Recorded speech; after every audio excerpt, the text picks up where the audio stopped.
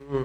Allez. Donc, bon, l'idée aujourd'hui, c'est de vous expliquer un peu dans le détail le mécanisme de mise en cache du connecteur.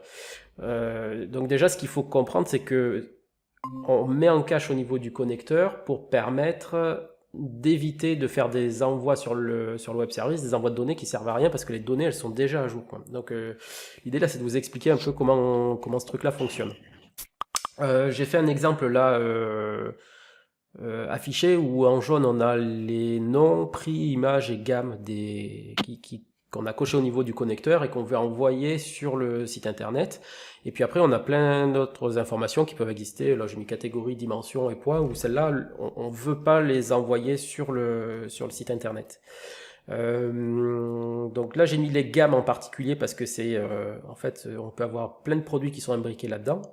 Et ce qui se passe quand on branche le connecteur, il va prendre une empreinte sur les catégories qui sont ici.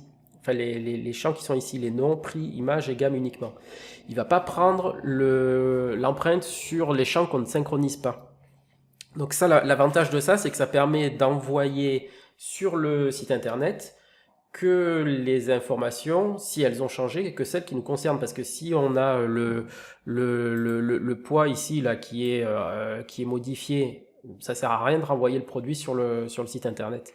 Par contre, si on a l'image qui est modifiée, à ce moment-là, on peut l'envoyer sur le site internet. C'est les exemples qui sont là. C'est-à-dire que si l'empreinte est modifiée ou si on n'a pas d'empreinte, on renvoie ici les mêmes informations sur le site.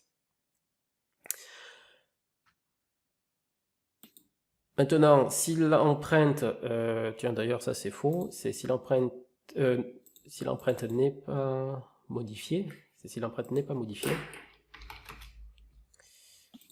Si l'empreinte n'est pas modifiée, à ce moment-là, il n'y a pas de mise à jour. Donc ça veut dire que c'est là où il faut faire attention. Si parfois on a des clients qui arrivent ici et qui modifient en fait le